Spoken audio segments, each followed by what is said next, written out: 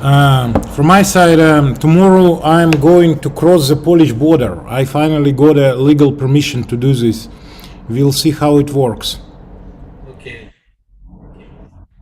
So that's gonna be my first travel abroad for more than 2 months.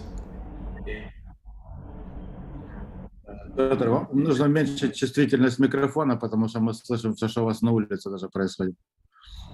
Okay. Yeah. I just told Peter that his mic is too sensitive. It needs to be turned down. Yes. And today, the Genia proposed he want to share with the ambitious plan to scale your activity, collaborating with other people, other volunteers, right? So I think you can explain about that. But before that, I briefly updated on the WhatsApp group chat. I attended kind of alliance group meeting last Monday in Korea. I found that actually I was invited to that group, and I attended a meeting. I found that the 60 member, they are basically representative of an NGO, medical doctor, and then religious leader, mostly Christianity church, and some other people like a politician and a former Korean ambassador to Ukraine. I think he was ambassador until last year. He joined the group because everybody does this and that and independently. So they found out that in a way to support Ukraine, it's better to, share the messages and the discussing together, and then in order to get the common objective done as fast as possible through the collaboration. So that was the first meeting on the Monday. We also met with the CEO of CTS, TV broadcasting company. That's a Christian TV broadcasting company in Korea. So they think that it is important to collaborate with the mass media as well. So I attended a meeting, and then as we do like this, they are also planning to have a regular weekly meeting every Monday. So I'm going to attend the meeting again. And they gave me an update that they already sent 6 to 7 container box of goods and the disaster relief product to the Ukraine. The problem is we all know it takes more than 40 days. So that's a problem, but this is the first time. So they will figure out what is a better way to support all the people in Ukraine or the NGOs in Ukraine, etc., etc. So that's an update from me. And other than that, I briefly mentioned the Masha plan to have a second benefit concert from the Ukrainian refugee and the orphan on the May 25th, I think. She planned to live stream to the Davos from Switzerland. So that's an update from me. Okay. Maybe another update that I might have. With my new Swedish friends who are former military people, I'm trying to get for Zhenya the moving kitchen from Sweden. It's Yes.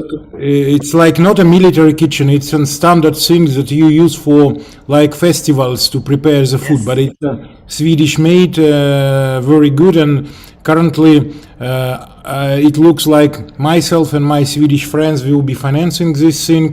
So if there are some South Korean friends who want to contribute to have for Zhenya modern Swedish, how you call it? Furgon, not furgon. It's like a Will you say truck? Food truck?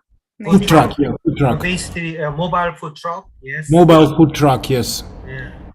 I already have the picture. I already have the price. So now we are like figuring out who pays how much. Yes. We had a similar discussion. You can send us the pictures, and through our media we can have people contribute. The question is whether we need to pump out cash from Ukraine. or try and buy No, it no, no. with We don't. international We budget? should not take cash from Ukraine. It's gonna be my cash from Europe plus Swedish cash from Sweden, and maybe, hopefully, some South Korean cash. First time in my Yes, history. yes. So what I'm gonna do, I attended a meeting. I think that's a very influential, powerful group because they organized more than 60 people to get together, get united to support Ukraine. So it's a very powerful, even much, maybe more powerful than 300,000, audience or viewer because they are passive, but they are very focused with the purpose. So what I can do, I don't know the every member in the organization, but what I can do every time we have some the needs and support needed from Genya or someone else from Ukraine, I can share with them. So within that group, as I said, some of the member are media CEO of media group. So every time when you have something to share, I'll help to share. Or if you have a clear idea for presentation, I can even help to set up the Zoom conference like this with those group, all people there. Probably that's in terms of action item, that might be a good idea. Yeah. Okay. So is it my turn? Yes, your turn. Please go ahead. I'll try and briefly explain what we're doing right now by first trying to take a step back from the war and try and look at the general picture of what happened in Ukraine. Because I think it's very important for everything that we're doing, especially for gathering funds and for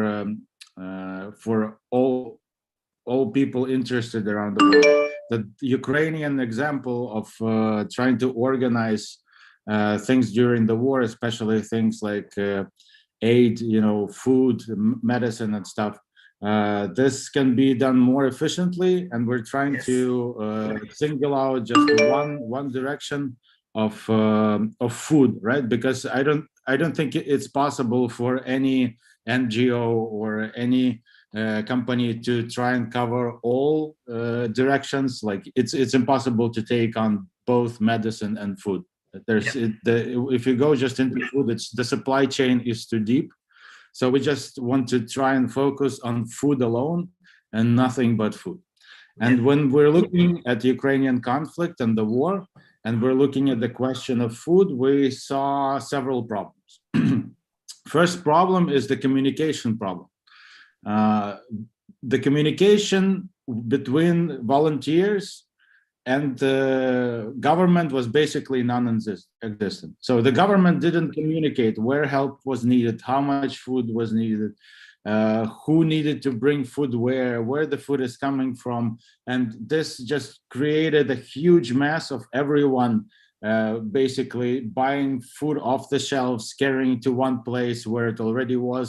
And through 40 or 50 days of the war, after 30 or 40 days of the war, we saw food rotting in different warehouses, an abundance of food where it wasn't needed.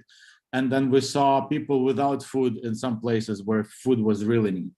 So this problem of communication is one we're trying to solve by me working with military, working with the Security Bureau of Ukraine and National Police and National Guard. I'm basically getting a document signed by all our 4 major government organizations that are in charge of protecting the country, that I'm in fact working with them, and they are aware about my work and they approve, right?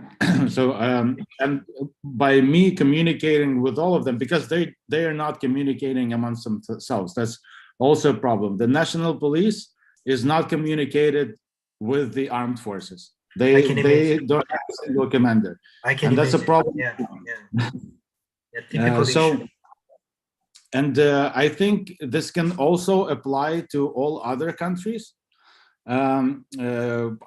where there might be conflicts. That we have Taiwan, we have Korea with Northern Korea neighbors, we have Japan and Russia. And I think our situation and the broadcast and the media coverage of our situation can be used by other countries, an example, or at least as a list of problems they might want to eliminate before they get to the conflict part. So Yes. this is why I think on the well, if we're lucky in Korea, if we get a group of people in Korea trying to translate the contents of our website and showing them our experiences, right? We will be able to give an example for people in Korea. So, Yeah, and we'll try. as I mentioned, I don't have a secretary, so I volunteer to translate the content in Korean. I'm very expensive, but I'm free of charge for this time. Thank you, I appreciate. But what we will do as a group, so right now we're looking for copywriters with different language skills, and we will find maybe Korean embassy here in Ukraine. We will try and find people in Ukraine, and on our blog we will try and create as many language translations for our website as possible. We will try to schedule an open weekly Zoom meeting with me, where people from all over the world can come in and ask questions, and we'll broadcast it through our media. So first thing any volunteer organization needs to do in a conflict is establish a media platform. Yes. Through this media platform, they will be able to communicate. And this second part, they need to establish connection with the government agencies, so they're not running around trying to help everyone. So they're receiving commands from the same body of government the army is receiving commands. So after 63 days of war, right now, my company is getting supplies from the military. My company is getting orders of food deliveries from the military. And I'm working on a food processing facility for the military to improve military logistics. So, but it took us 63 days of an armed conflict. Just so you know, wartime is much faster than peacetime. In war, you live 10 days, every day you live at least 10 days. So things change very fast. So after 60 days of war, this is where we're at. And the communication problem was number one for us. So the second problem is a research problem, because everything can be done more efficiently if we have all the processes for solving, in our case, the food problem. If we had the proper equipment to cook, the proper logistics equipment that work, and proper supply chain in place, we would have been more efficient. So our job right now is to gather funds and do all the necessary research in Kiev before we expand to other cities. And to create this project, we will try and broadcast it through our media so other people can see. And when it's done, we will try to gather funds from where we can, to multiply it across Ukraine as a nonprofit, and hopefully we will be successful. I will have more details as we elaborate on this project. I will have more details, because it's it's complicated to explain. I think that's a great idea. The problem I identify, I met with the 60 member for that alliance group. And every member, every organization, every NGO working very hard, but this is still first time for them to do this kind of things, right? So they talk about, for example, in Ukraine, they need clothing, they need, diabetes medicine, or fragmented conversation. Also the logistic, nobody has a clear idea about everything. So they get some information from their friend Ukraine or Poland, and talk about this issue. The other people talk about another issue. So I think it's a communication in a way to consolidate the conversation, to figure out what is the best way to reach I mean, to send the product to the right person at the right timing with a realistic schedule. Otherwise, we just collect, raise money in Korea, Japan. It takes 50 days. So maybe it's a season change, right? We send the winter clothes, but the season change in Ukraine again. So I think it's a great idea. Have a very like open-ended communication like this, and then follow up with the multilingual platform, and then I mean, collaborating with all the people, I mean, relevant. That's, I think, great idea.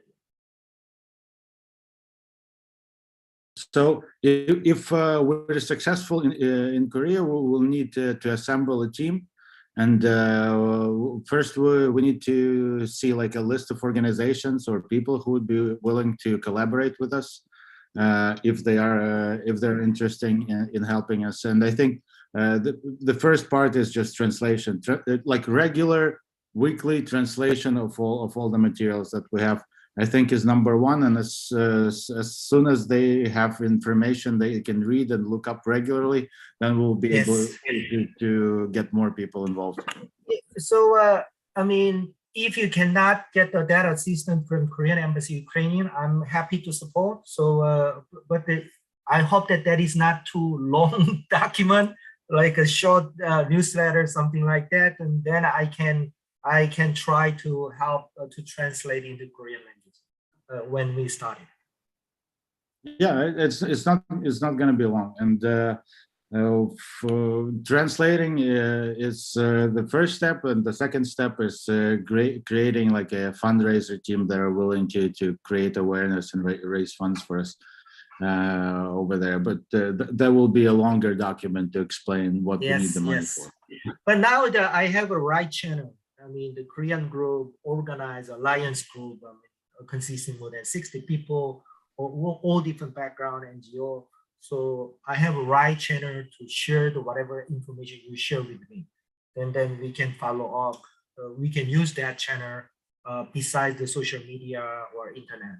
I can share that whatever information you share with me, I can share with that.